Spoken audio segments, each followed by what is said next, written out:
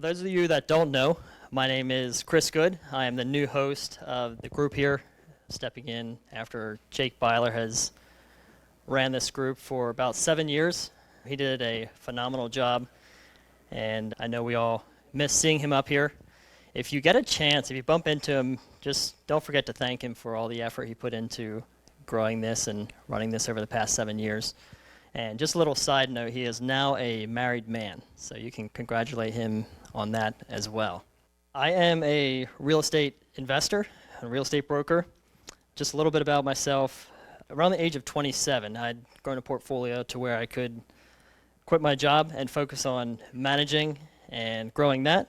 Later, I became a licensed real estate agent, primarily for my own convenience, and morphed into a little bit more than that. I joined the team of a local real estate agent by the name of Benyel Esch, most of you Benyel, and had a good time there. More recently, him and I opened up our own brokerage, and we're enjoying getting that off the ground.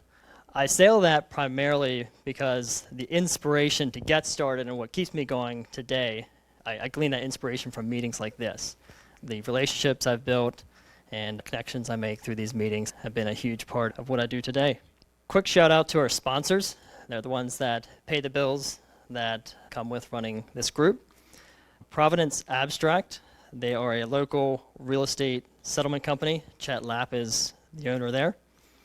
Astoria Realty. That is the brokerage that Ben and I started, opened up our doors at the beginning of the year. Jeff Mueller, he's in the room. He's also a board member. He's a private money lender. Really good guy to get to know. Joe Liofsky, also a board member. He's not here. He's on a cruise, I believe.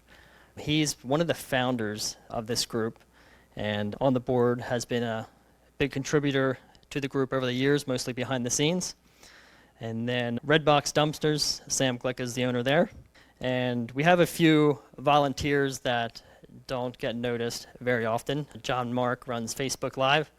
He's been doing that for quite a while and shows up consistently and makes sure that runs smoothly. And Kevin Hoover and his team run the YouTube video. They take the video, edit the video, then put it out for all of us to see. If you want to see past meetings, we do have those on YouTube. There's a QR code on the back table that you can scan and pull up the channel. So at this point, I'm going to bring up one of our agents, Ethan Sensnig. You can come on up here. He's been doing a great job with his clients, relatively new to the business, but doing a good bit of volume already. He's going to give us a little market update, and then I'll take the mic from there, and then we'll hand it over, do a little introduction for Brian, and let him run with it. Good evening, everybody. Chris said, my name is Ethan Sensnig. Somewhat of a newer agent. I'm coming up on 8 months in the business. It's been fun. It's been good. Chris and Benyel, great guys to be on the team with. They're very successful and know what they're doing, so I feel like I'm in good hands under them. So a quick local snapshot of what's going on here in Lancaster County that I pulled together for quarter one was average sale price was around $373,000, which was a little bit higher than it was in 2025 in quarter one. So prices are continuing to go up like we anticipate. Homes for sale, it actually went down around 3% from last year. That just, again, goes along with kind of what we've been seeing as inventories, not as high as it had been in the past. Demand is still there. And then we look at sales that are being closed, and that went down even more from last year. And I think that is to do with the war. So a big issue that's been going on in the world recently is the war that we're involved in over in Iran. I'm not following it super closely besides the fact that gas is like almost $5 a gallon, so that's pretty tough. But I wanted to put that in here just to show what it's doing to the real estate market more on a national level. This is what I pulled together, not as much locally, but we're still obviously being affected by it. Interest rates have gone up. The war would have begun, I believe, in February is when we would have gotten involved. So quarter one rates had went up from being down in the 5s, they're back up into the 6s. We're seeing that gradually increase, as well as the oil prices. Like I said, gasoline is up pretty drastically right now. Thought it was pretty crazy, up over 50% in just the month of March. It's the highest I've ever seen it, but maybe it's been higher in the past.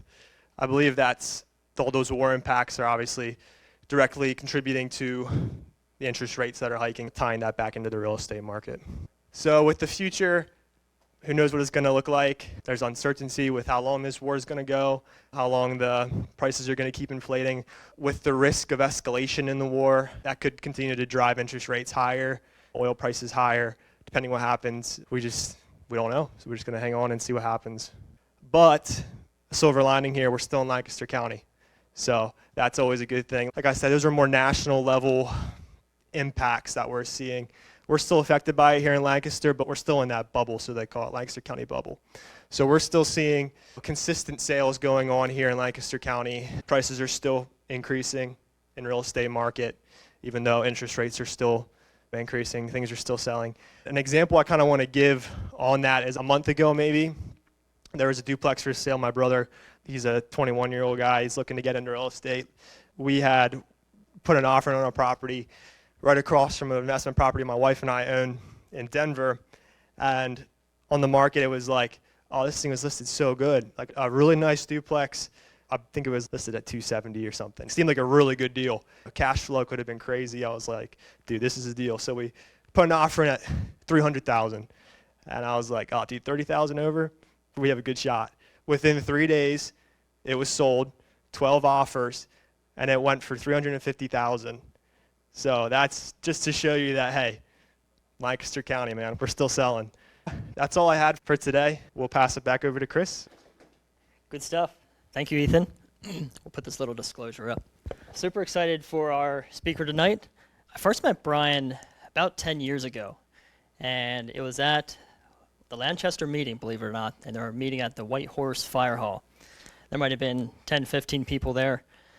Brian was on a panel with two other gentlemen, and I was really inspired with his story. To me, it looked like what Brian was doing was cool and fun. And I also appreciated what seemed like a very genuine person, someone that really wants to see other people succeed. And since I first heard Brian at the meeting, I got to know him a little bit better and found that is definitely the case. He is a caring person, hardworking person, but generally wants to see others succeed. So I'm going to hand it over to Brian from here and see what he has for us.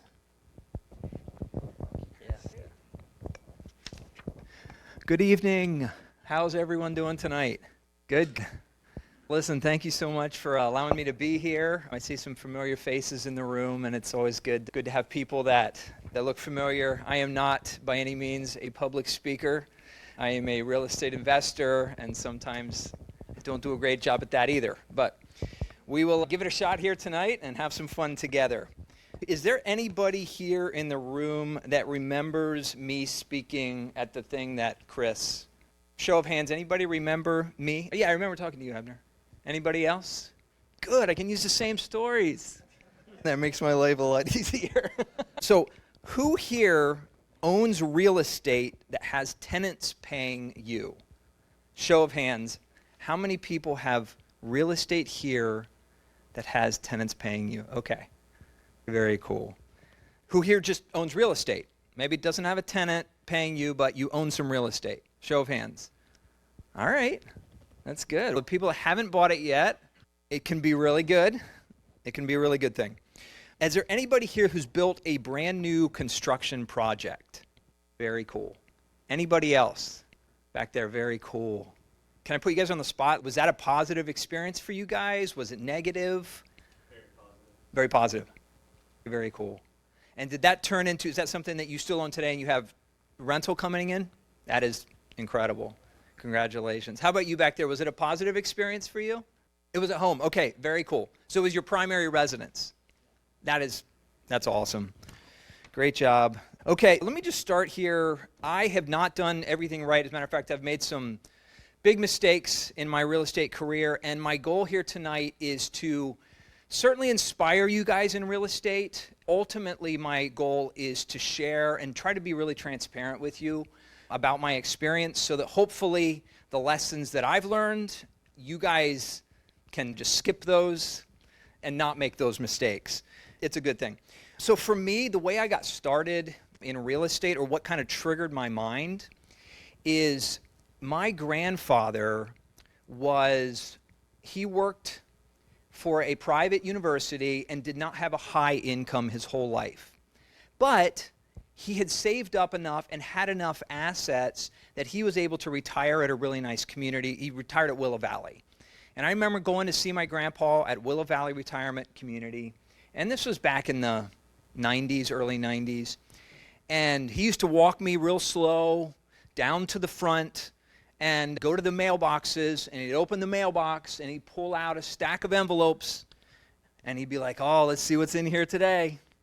And sure enough, there'd be a check from a tenant, another check from maybe a dividend from from some shares that he owned, or he called it mailbox money, and we've all read about that and heard about that. But my grandfather just really embodied that. Throughout his whole life, he would not make a lot of money, but he would take the little that he had and he would invest that in all kinds of assets. And by the time he moved to Willow Valley, he owned quite a few properties up and down the East Coast. I think he even built a 4-unit apartment building in Virginia and was able to collect. Over time, his tenants paid down his mortgages, and he just chipped away at that. It's amazing what you can accomplish in real estate if you just stay at it. One thing I learned is that if you stay at it and you go at it too hard and too quick, it can work. That flywheel can really start going, but you got to be careful. We'll get to that in a little bit. Another thing for me that really made an impact on me and that caused me to decide to get into investing and business. I love business. I love history. I read lots of books about history and business. I did study business at college, but in my opinion, that was a big waste. I don't feel like I learned a lot in that. I learned a lot more doing it. I learned a lot more just from the books that I read. I went to college for a little bit, and then I took a 2-year break, and I went to Romania doing mission work with a church. And while I was living in Romania, the impact that it had on me, I remember just specifically standing on a street in Romania and looking around at the large apartment buildings that the communists made, and just seeing how hard a lot of these people work for such little bits of money. And it really just struck me one day how fortunate I am to be born and have a citizenship here and have the opportunity to grow wealth. And so those two experiences, watching my grandfather, my parents were missionaries. I actually grew up in Haiti. I lived there till I was 11, had a really cool childhood. I have a lot of fond memories of growing up in Haiti. But for me, what made me want to get involved in investing and things like that were watching my grandfather's checks, and then also that impact of just seeing the extreme poverty in another country and knowing that the opportunity that they have is so tiny compared to what we have here. And so coming back, that gave me it refreshed my interest in this. Read Rich Dad Poor Dad, and it made a big impact on me. So I started buying, I bought my first piece of real estate. It was $24,000 HUD home in 2003, maybe. It was 24 grand. The kitchen sink had been ripped. It was just in really rough shape. But I remember walking in thinking, I can do this. I was putting siding on. I was working in the construction industry. I was doing windows and siding at the time. And I remember walking in and just thinking, I think we could actually pull this off. And in order to get a loan for it, they said the sink has to work. And so I remember going in and literally, I didn't know what I was doing, but I duct taped the copper pipes together just to show them when the lender came through for the appraisal that the sink worked, because that was the requirement at the time for HUD financing, is that the sink work. So anyway, I squeaked that through and bought that. And then I started, this was in 2003, 4, 5, and back then it was pretty easy to borrow money. And so we bought this $24,000 house, and then I thought, man, I want to get into flipping. So quit my job, and I bought this house for $125,000. I thought I could just do great with it. That took me 8 months, and ended up, I hardly made anything on it. The 3 mistakes I made with that are the cardinal mistakes. Number 1, don't pay too much up front, which I did. Number 2, don't get too emotionally invested in the house and overspend, which I did. And then number 3, you want to get a great realtor to represent you that knows what they're doing, which I did not do. We had, 85 or 100 people go through open house, and we had an offer immediately, but because I think my realtor didn't know what they were doing, they were able to get out of the contract. So it sat on the market for, 6 months, and I'm just paying this mortgage every single month. And then I come crawling back to my boss. Can I put siding on houses again? He's like, yeah, come on back, no problem. So I went back to construction and tried to sell this house. Finally, we sold the house. But I'm the wrong guy to talk to about flipping homes. I know there's people that do a really good job with that and make a great living doing it. I'm not one of them. So that was my second one. The third one, I thought, man, I want to get into laundromats. So I bought a laundromat and put all new equipment in there. That was a pretty good deal. I don't know, I paid 70 or 80 grand for a 2-unit. The house, it was a 4-bedroom house that we lived in, and then we put all new equipment in the laundromat, and that ramped up, and that worked pretty good. And then from there, I started buying more and more real estate. But it dawned on me that as I'm working these construction jobs, that I didn't have a lot of time. I had young kids, a wife, nights, weekends, I'm working on real estate stuff. It just started to get really crammed. And I also remembered that in Kiyosaki books, he said it's really important to learn the art of sales, learning how to be able to communicate clearly with people. So I thought, I'm going to go that direction. So I got into sales, and I spent the next 10 years of my life doing sales. And that was a good move. It was tough on the pocketbook for the first year or two until I learned how to do it. I was really not good, but I eventually caught on to it, and I started doing really well with it. And the cool thing about the sales thing is I was straight commission. And so I wasn't punching a clock. I would handle all the leads that they were giving me, and after a couple of years, I was doing a pretty good job. But in between, I could start hunting for deals. And so I started buying more and more real estate. So I got myself up to maybe 50 or 60 doors. Maybe that's when I spoke 10 years ago. I don't remember where I was in my career, but does that sound about right? Yeah, so I was working full-time, and I was maybe up at 60 doors, and just felt like I was getting some traction. And one thing I learned as well is I can only manage so many of these properties myself. So I started hiring property management companies. I've fired a lot of property managers over the years. Yeah.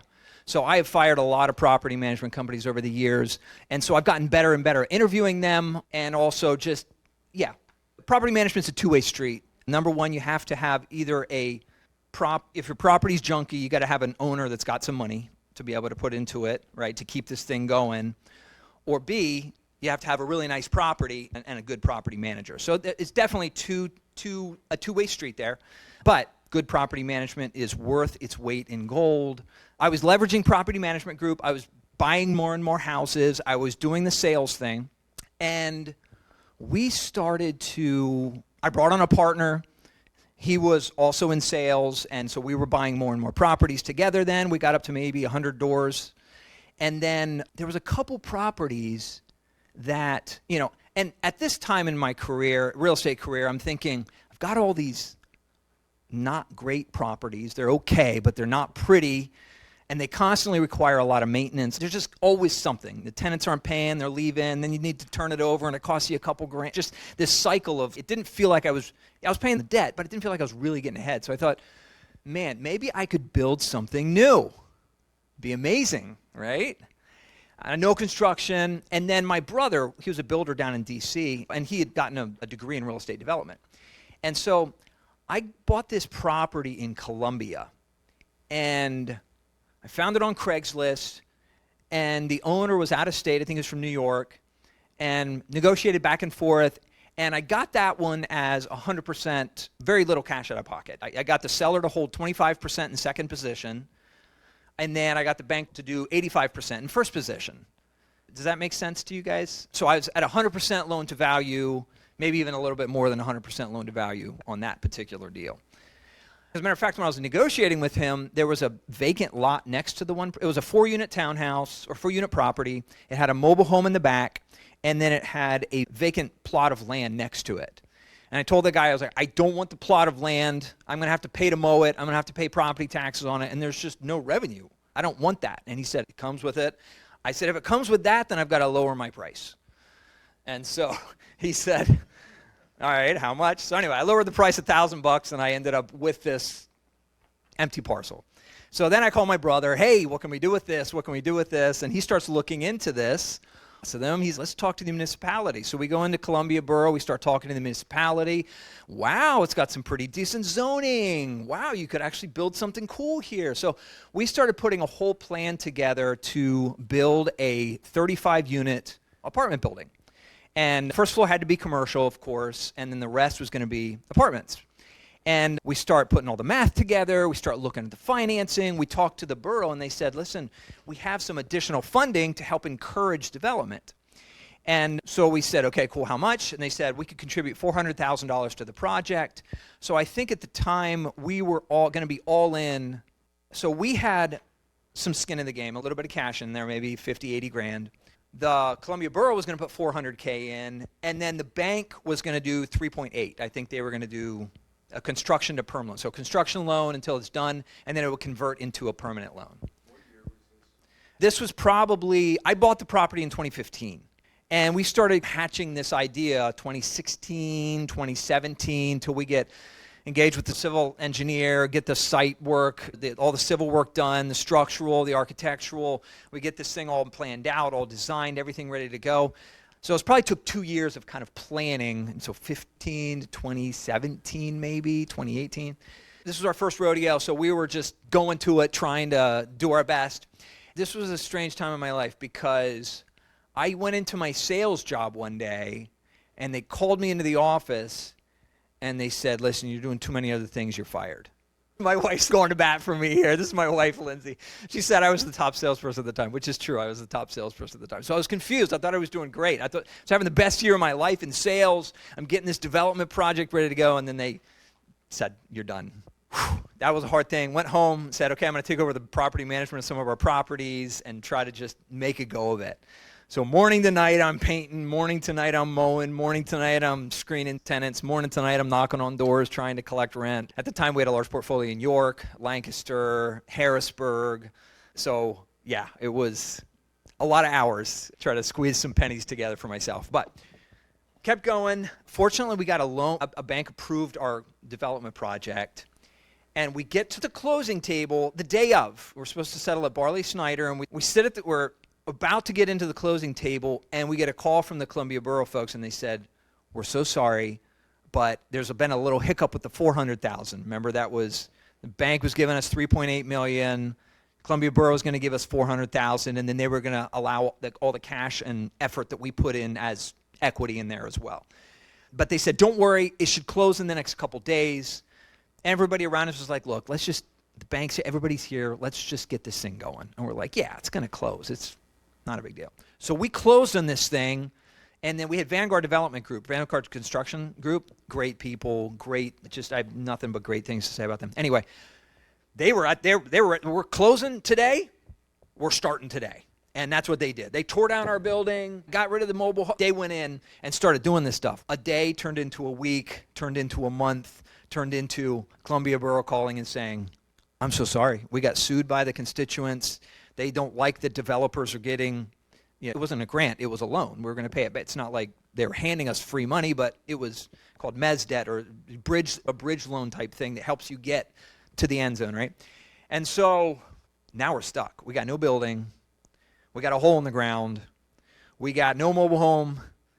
And now we got a bunch of extra debt because, And so the whole thing just went on hold. And then we went around hat in hand trying to raise $400,000 from people saying, and just keep in mind, this is Columbia in 2018, right? We believed in it.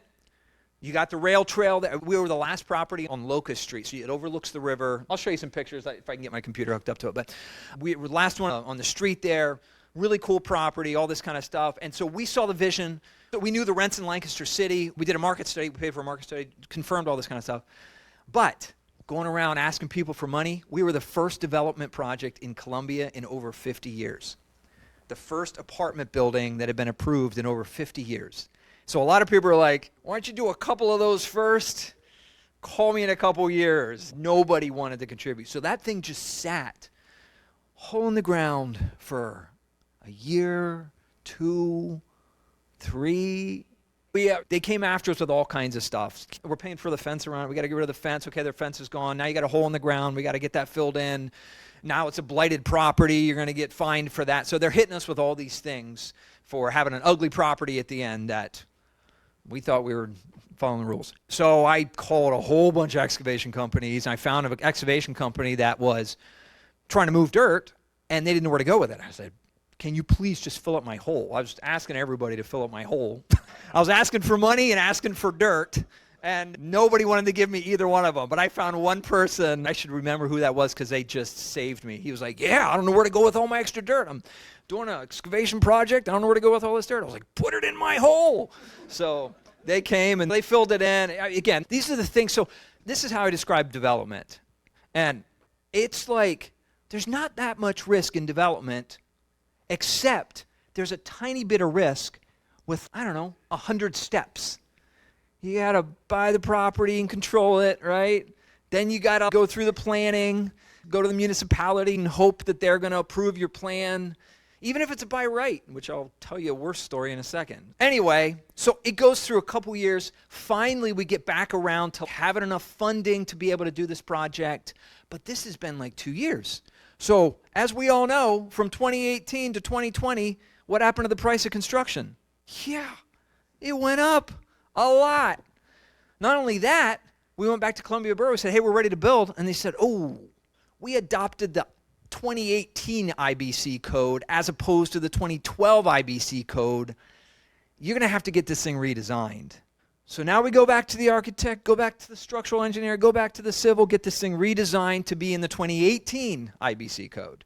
It's going to cost us $4.2 million, ended up costing us $5.2 million, which is actually awesome.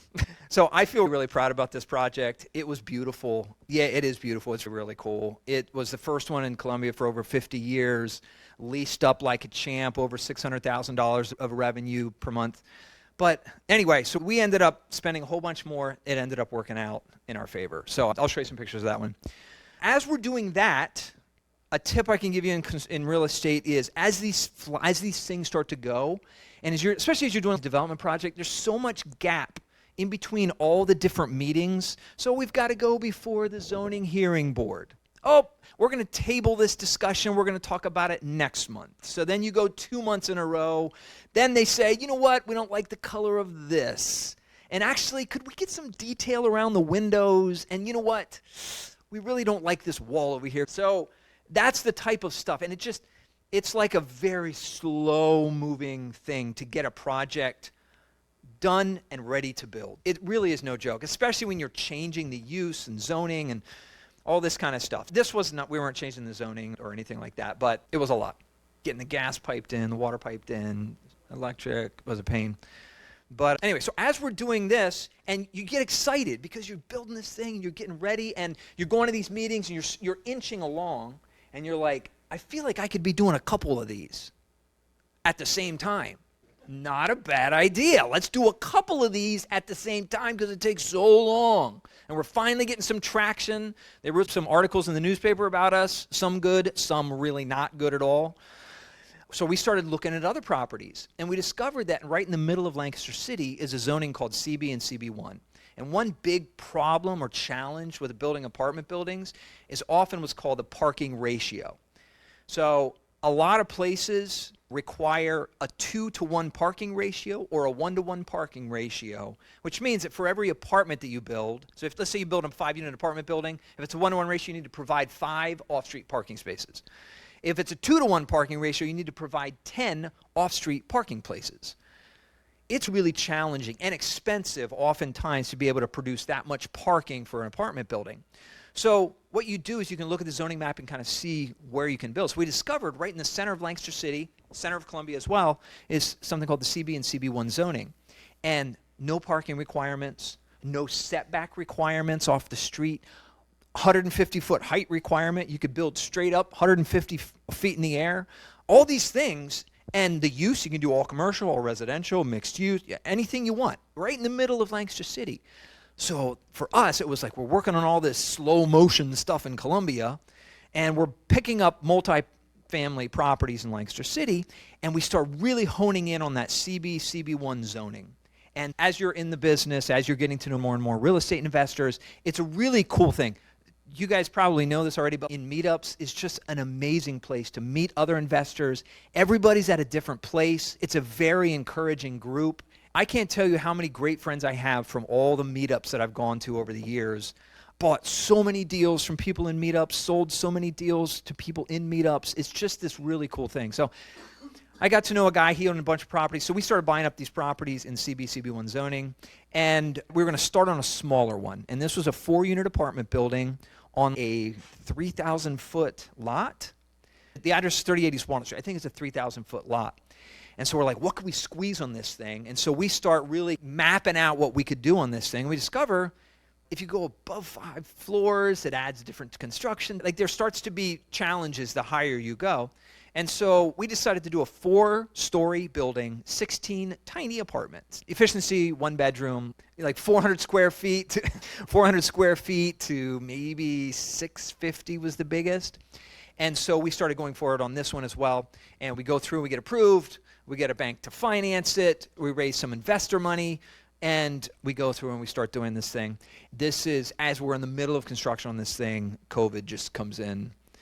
But fortunately, we were far enough along in the process that we were able to finish that one, and we built 16 units in Lanchester City, got it leased up. Another cool thing about new buildings like that is you can get great property managers, because all the property managers love to manage new things.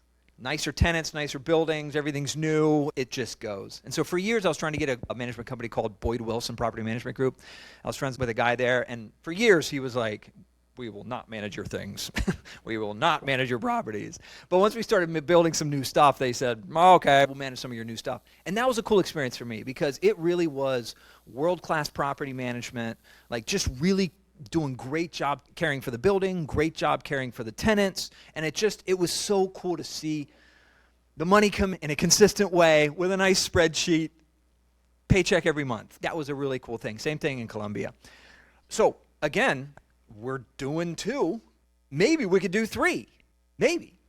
So we're going at it. We're in the middle of construction on 3080 East Walnut Street. We are getting some traction in Colombia. We didn't start that one yet, but we knew that things were clipping along there. And we bought 2 properties right in the middle of Lancaster City, the Robberitos building and the used to be Anytime, now it's Limitless building, 221, 227 North Prince Street. Does anybody know what those buildings are? Yeah, you know where I'm talking about. Okay, cool. Yeah, you know Jeff, you know that too. Okay. So we bought these 2 buildings, and as we're getting traction, we thought, man, it'd be cool to build something really big. And as we're getting to know some of these property management companies out there, we also got to know the manager of a senior facility. And the manager of the senior facility said, listen, we are looking for a great site in Lancaster City to build a CCRC, a continuum of care, so memory care, assisted living, and independent living all in one building. We'd like to do that in Lancaster City, and we said, we got a site for you.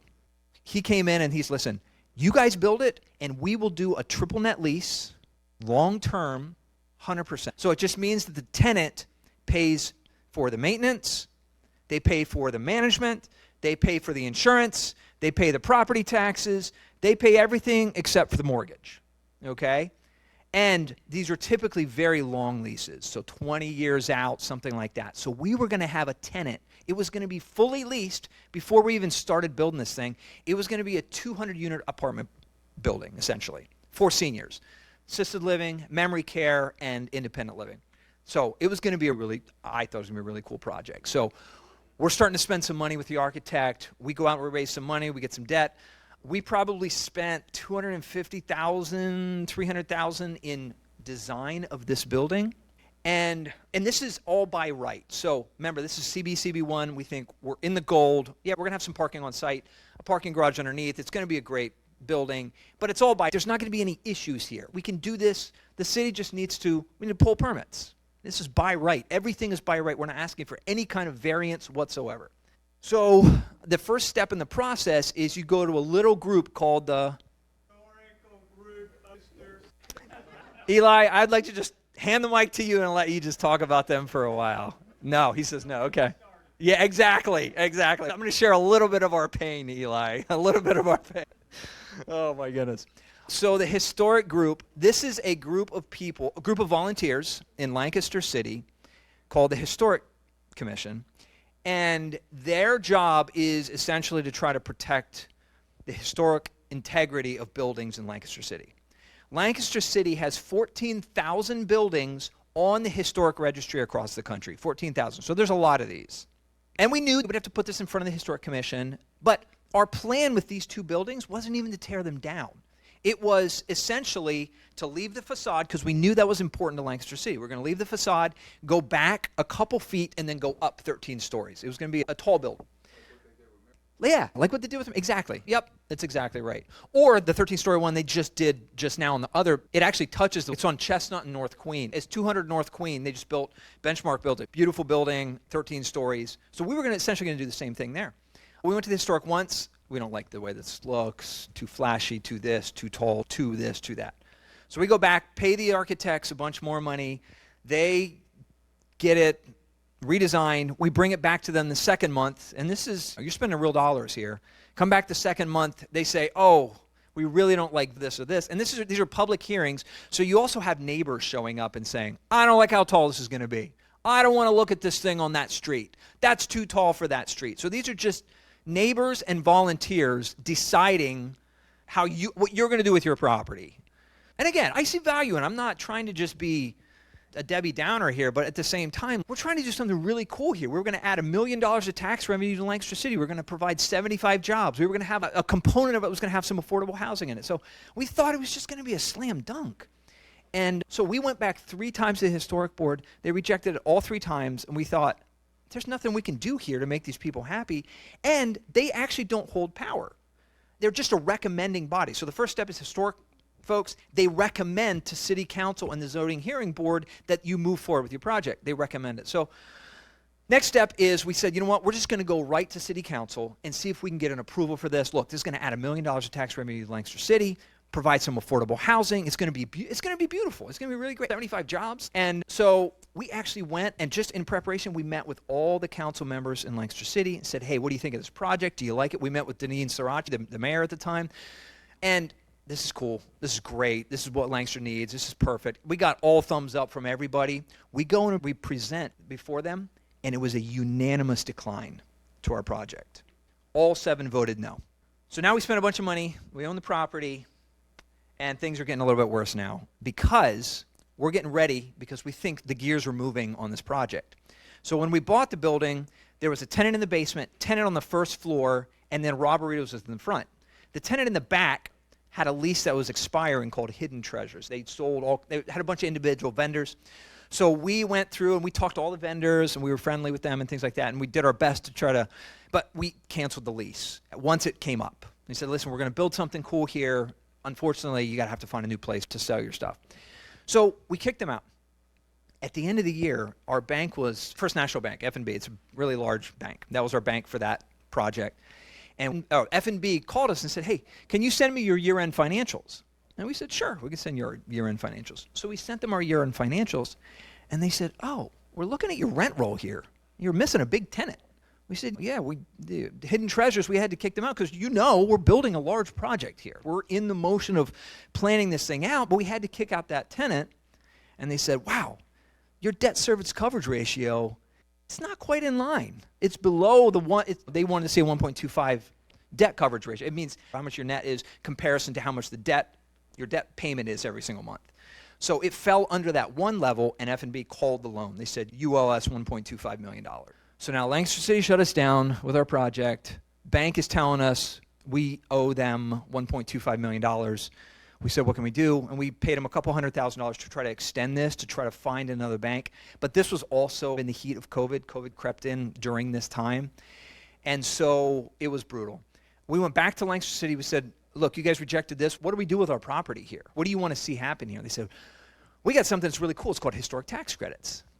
You guys should do historic tax credits and renovate the building and make it look just like it did back in the 1800s, 1900s. So we're like, okay, maybe. And so we went back to the architect, and we got a 64-unit thing where we could fit out the inside of the project. So we got a new land development plan. We went through and we got approved with the historic tax credit folks to renovate the inside of this building and turn it into this 64-unit apartment building. But again, this is as COVID is creeping in further and further. Long story short, the bank that was going to fund it backed out. F&B is calling the loan. And then we found a buyer. We were just going to lose all our money, but we were at least going to pay off all our debts and just sell the property. We found a buyer. He was ready to close. The day before closing, one of our partners in the group said, no, I think there's still a lot of opportunity with this. He had a high enough equity position that he needed to sign off on the sale of the property to this person. And so the other guy said, okay, listen, I was going to buy it, but I'm walking. And the other guy said, yeah, I'm not just going to sell it. But he said, don't worry, I've got the money for it. So he comes in, I think he borrowed hard money. I don't know what he did, but he brought in money. He deferred the sheriff's sale on the property. So we're staring at foreclosure, staring at all this stuff. And at the last minute, he said, hey, don't worry, we're going to do this thing together. And I think his plan the whole time was really to take over the project, and that's essentially what he did. So he went through and he actually foreclosed on it. So we lost the property completely to foreclosure in that process. Fortunately, the primary lender was made whole. A secondary lender was not, which we still needed to pay a couple $100,000 to. So over the next couple years, we scraped together a couple hundred to be able to pay for that. So it was, man, development is really hard. It is not an easy thing, and it moves so slow that you think that you can do more than maybe you should.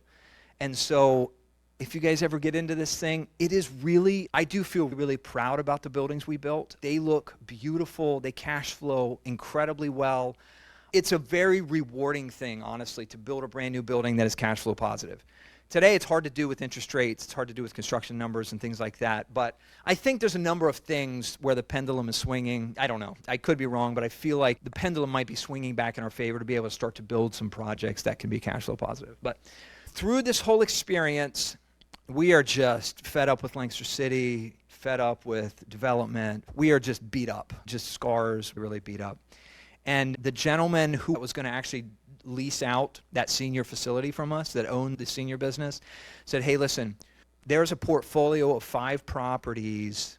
And since I know you guys were really excited about doing the senior thing in Lanchester City, but I'm friends with the seller of a business. He's got 5 buildings. It's personal care, which is kind of like assisted living. 5 buildings up in State College. And instead of building something, guys, maybe this guy really wants to sell. Like, why don't you guys talk to him about that? So we went and started negotiating with him. We spent 9 months really just learning his business, getting more and more comfortable with it.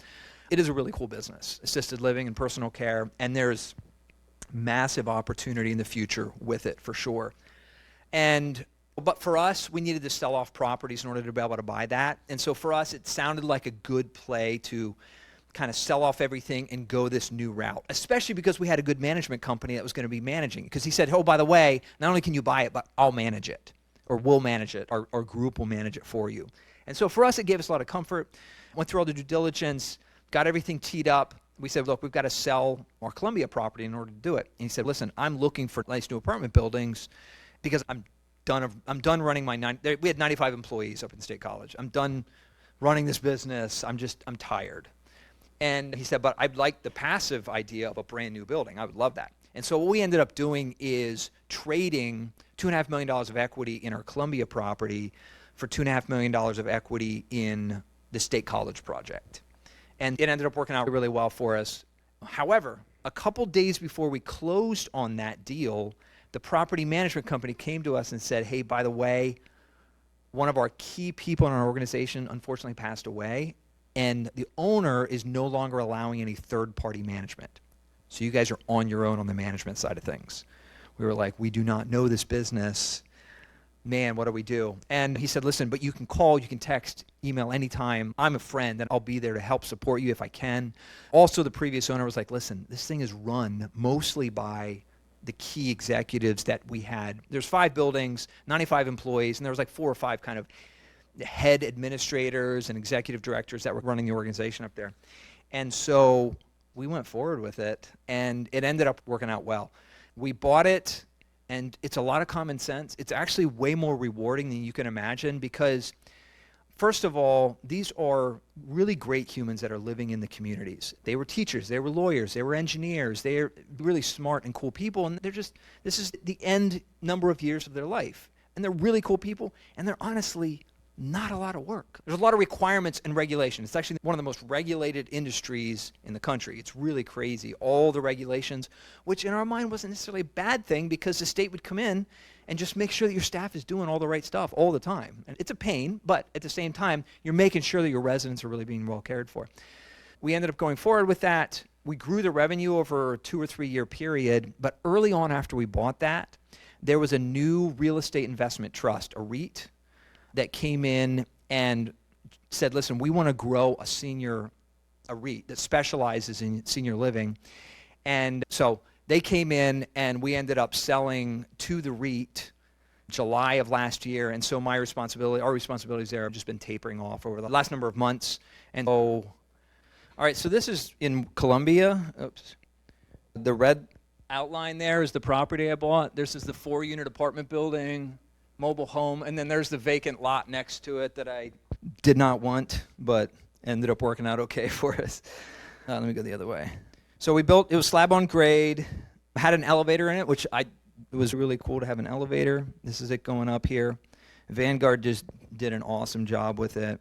So you can park underneath it. In Columbia, they required, I want to say, certainly a 1-to-1 parking ratio. One there? Yeah, okay. So yeah, I think we got 35 parking spaces there. I think we had to rent a couple, but that's what it looks like from the, so the road is, all those apartments there can see the river, which is really cool. You can take your bike right down onto the rail trail, but, so this one we built for $5.2 million and we ended up selling it for $8 million.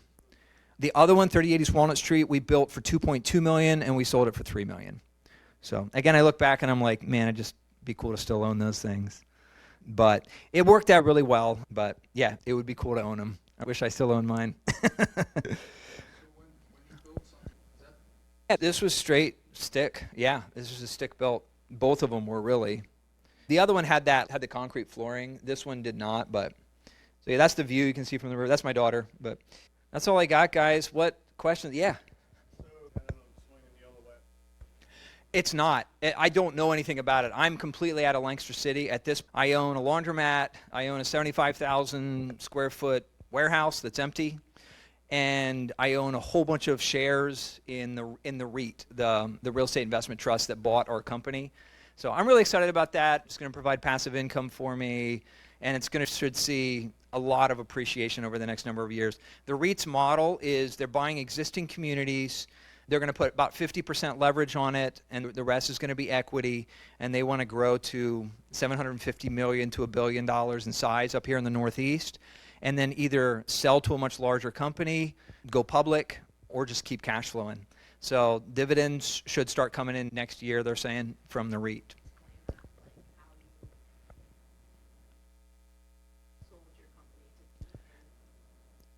Yes, yep. The way that we sold our company to the REIT is there was a portion of it that was cash, and the balance of it was in these shares. So the three of us that owned the personal care community, it's called Wynwood House Personal Care Homes. We sold it to the REIT. The REIT is called Aquinas Senior Living. And so we now own a whole bunch of shares in that REIT. It's a privately held REIT. There's not very many people that own those common shares. So I don't know if Lanchester City, I don't know if that pendulum's swinging. I was talking to Eli before the meeting today, and he's doing a lot of good stuff downtown. And he said he's noticing that they're starting to kind of back off a little bit of aggressive they are on some of that stuff. Okay, better permitting. Inspections are in-house, yeah, instead of third party. That was huge for us.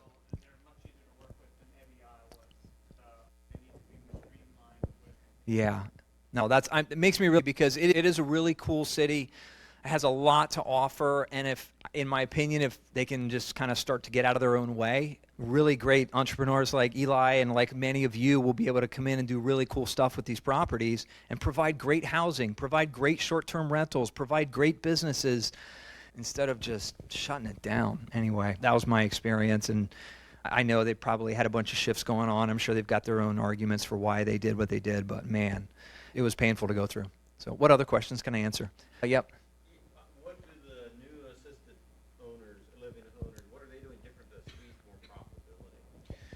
So that's a great question. So the cool thing about the communities that we had up there, we had some of the newest buildings in State College as far as this stuff goes, but the pricing was the cheapest in town. And so there, we took the revenue from roughly 4.9 million a year. Over a 3-year period, we ramped it up to about 7.4 million. The REIT, filling up vacancy and continuing to get it up to that market rate place without, again, you're not trying to jack prices on everybody and everybody's just super frustrated. So you have to be sensitive about how you do that, but that community should top out around $10 million of gross revenue. So it's streamlining efficiencies. They're buying other communities in the area. They bought 2 memory care facilities over there. So you get some economies of scale. You can start to increase efficiencies on the food and beverage side, on the marketing side, so staffing, retention. So you start to that flywheel of getting better and better employees, continuing to push those rents a little bit more.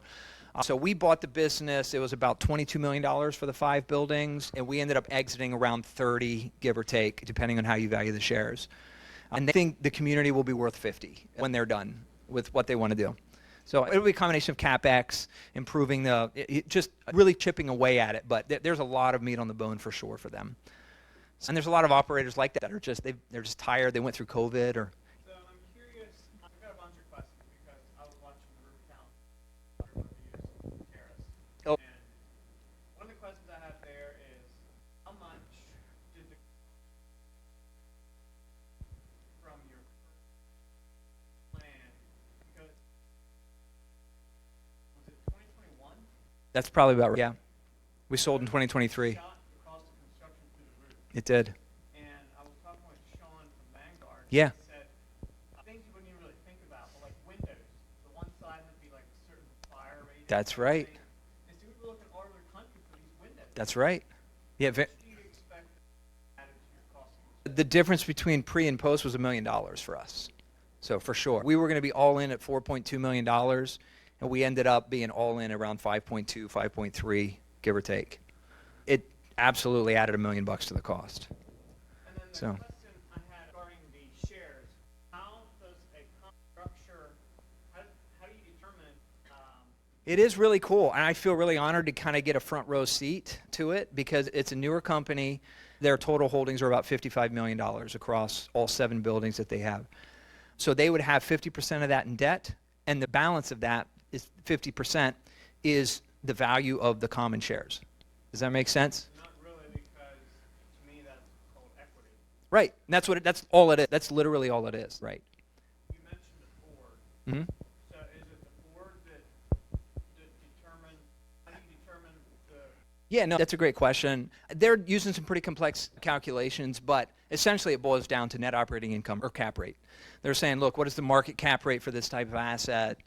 What do we have? What's our net operating income? And so they're valuing it in that range.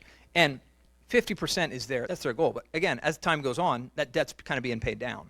So it's a pretty cool flywheel as you see it. I know they're raising some debt right now, just 10% debt, not equity. They're holding on to those common shares pretty hard. It's pretty cool. They're protecting that internal equity pretty hard. And as they're under contract on a community, I think they've got about $200 million worth of projects in the pipeline that they're looking to acquire here in the next 12 to 18 months. So they should grow significantly over the next 5 years. So it should be interesting to see. So they're raising debt at the 10%. They're putting it in. They're going to buy it. They're going to refi it out at 50% LTV, increase operations, increase efficiencies. And again, this flywheel, in theory, will continue to add value and equity. They brought in a technology from Denmark called Teton. That's a really cool technology where they can monitor residents in the rooms without video. So there's no video image of the person, but what it is, it's a sensor in the ceiling that can tell when the residents are, let's say they come in the next morning, they can tell that Mrs. Smith went to the bathroom 14 times last night. That's not normal, or she didn't sleep at all, or she hasn't moved in 3 hours. So these sensors are able to track and help the staff to just make sure that they're being really on top of doing a great job for caring for the residents without having to video them or something along those lines. So they're leveraging some of that technology. So there's a number of components that they're looking at, really trying to add real value, not only to the residents, but also obviously to the bottom line and ultimately shareholder equity in the group. Yep. and the shareholder structure? I know I keep going back to that. You're good. Because I'm trying to crack the code. Yeah, great. Is that model similar? I imagine that's what they're going after. I don't know if I imagine they're going after kind of, REITs have been around a very long time, 70s, 80s. They've been around a really long time. Yeah, I imagine they have a model that they're going after. We're not terribly privy to seeing behind the curtain there. We sold the company to them. We saw them do their due diligence. We've worked along trying to get them onboarded with the staff and things like that. But there's plenty of aspects to the business that it's above my pay grade, or I haven't seen behind the curtain as far as that goes. But yeah, lots of publicly available REITs. Yep, you can go on. Correct. And if it goes public, the share value oftentimes will go up significantly from that point. So, yeah, in the back corner. No, they're not. You can't just sell them on Robinhood or Merrill Lynch or whatever the case is. I have had some friends and family that have used their Roth IRA or bought some shares from me, and I would sell, full transparency, I would sell some of my shares. I have a very healthy amount, and I want to keep most of them. But there's a small amount that I would sell. They're probably valued at about $5 a piece right now. I would sell them for $4 a piece. So if anybody, again, this is not public advice or not, I forget what the legal term is, but if you, I have a sheet up here with my phone number, email, and honestly, guys, if anybody wants to talk real estate at any time about anything, I'm happy to help you out. I have a sheet up here, and you can grab that and get my contact. Yeah, Russ. Bounce off Eli's questions a little bit. Yeah. What's the difference between REITs? So REIT, syndication essentially is a large pool of investors that are pooling their money on a specific project to grow. A REIT is actually just a tax designation. Correct me, Jeff, if I'm talking out of turn here, but it's essentially a tax designation, and it creates a completely pass-through entity. First of all, it's got to be a C corporation, and then it has to have age to it and history to it. So they bought a shell, a C corporation shell that had X amount of shares in it already, and so it had the history or the aging already in place. So they got that shell. I'm sure they didn't pay much money for it, but they got this shell that had aging, had history with the IRS and things like that. Their next step is to grow to a certain size, which they've accomplished at $55 million, I believe. And so next year, they're going to elect what's called the REIT status. And what that means when it's a REIT status is that they have to take 90% of the profit from the corporation gets passed right down through to all the shareholders. And that's a requirement. It's not like the board can be like, oh, we kind of want to hold on to 50% and do this project over here, project over there. So the REIT's not doing development work. It's not doing new construction stuff. It's buying cash flow, existing cash flow that they can tweak and really push out the value and equity in. They do have some development projects waiting in the wings because they're friends with other builders and developers and things like that, but they're going to acquire them at a later date once they're stabilized or at least mostly leased up. But it's a tax designation. It's basically a C corporation with a unique tax designation that allows everything to be passed through to the individual. So it's not taxed at the corporate level and at the individual level. Everything's passed right down through to the individual. I don't know. I'm talking out of my league. Yeah, it's a good question. Yeah, syndication, is my understanding, is a whole bunch of people pool their money and buy a project, and there's typically a general and then a bunch of limited partners in it, something along those lines. Big thing with REITs, especially a publicly traded one, is that you can sell whenever you want, transfers. Once you're in, You can also see all the financial information on, have to publicly disclose. That's right. Okay. That's the big deal to me. Like syndication, the guy running it, he can say That's exactly right. or what I've seen invested in investment, but they manage the oil fields.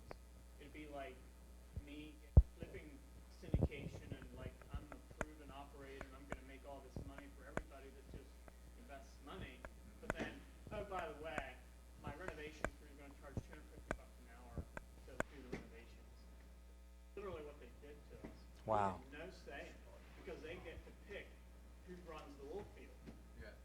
So we bought oil when it was $30 a barrel, and it went to 70. We didn't make money. I still didn't get my principal back. Kind of where So frustrating. That's where I was going with the questions. That's why it sounds like REITs are very much similar to stocks, and you have control of getting in and out of them versus a syndication with all that. That's exactly right. Yeah, it's just real estate stocks. That's all it is. And they send you dividends every quarter, every month, or whatever. Each REIT's a little bit different, but they're sending you dividends. Yeah. There's a couple you can get online, like Fundrise and Root. Very cool. Did you say the other one was Fundrise? Fundrise, Okay. I had invested in that a while back. Yeah, and it is incredibly passive. Incredibly passive. Yeah. There's not much I can do to really control it. So, yeah. Any other questions I can answer? Yeah. Ephraim, yep. Yeah, did you see our King Street? Did you ever see through our King Street deal? We did that, yeah. I think it's really cool. I think there's absolutely demand for it in the right marketplace, and you can get really high rent per square foot. Like, we did a 16 unit on West King Street, and the units were, like you said, 200 to 250 square feet. It was originally zoned as a boarding house, and then Lancaster City came through and said, hey, listen, there's not a sink out in the so anyway, it didn't work out as a boarding house. So we went through and really gutted almost every single unit and did really cool lofted beds and really creative spaces, and it worked. For 250 square feet, we were getting $1,000, $1,100, $1,200. But again, everything was brand new, well designed, washer, dryer, queen size bed on a loft, right? So you have the bathroom underneath it. But I think it's really cool. I don't know that I'd go all in on it, meaning have that be all your entire portfolio until you really feel it out. But look, $900 or $1,000 is a great price for a brand new, beautiful place. If you think about what's out there for $1,000, I don't know. I think in the right spot, designed well, I think it can be great. Yeah, for the next generation coming in, being able to afford something. Any other questions? Yeah.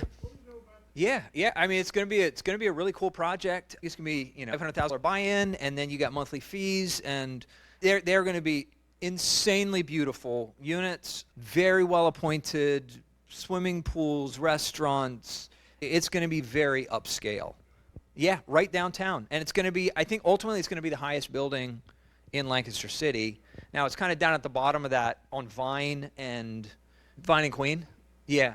So yeah, it's going to be a really tall building. I think it's going to be beautiful. I think it's going to be great for Lancaster City. I don't personally have anything negative to say about it. I hope they sell every unit, and I hope they are very successful with it.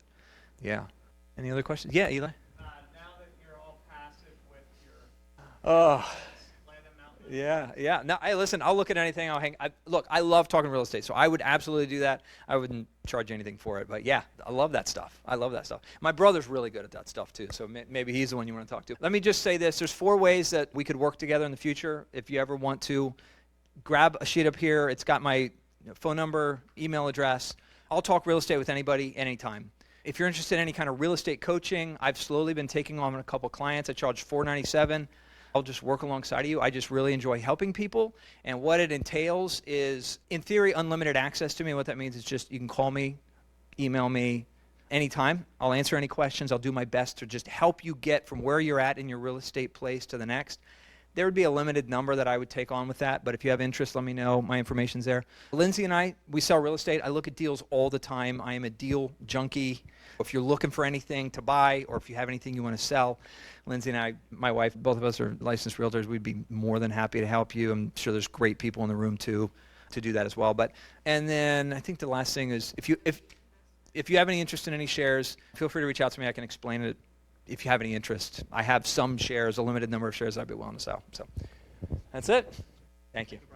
That was good. I did not realize you spent a good part of your childhood in Haiti. So that was an interesting fact I didn't know. Yeah, that was great. Still trying to wrap my mind around all that. One of the things I found with Brian is every time I talk to him, 1, it stretches my thinking, and 2, I leave feeling better than before I talk to him. Good guy to know. Next month, Juliovsky's going to be here. I mentioned him at the beginning in the introductions. He's going to be talking about investing in mobile home parks. He's been investing in some small parks, wrote a book about it. When I send out my wrap-up email tomorrow, I'll include a link to that. You guys can check it out. So that'll be fun. If you're not getting the updates or the reminders about upcoming meetings, you can subscribe to our email list. If you don't have email, we have a phone blast system. There's a sign-up sheet in the back for that as well. And then we have a link to our YouTube channel, as well as a phone number that you can call in and listen to past meetings if you enjoy this kind of thing. Cool. We'll wrap it up. Go out and make a new friend.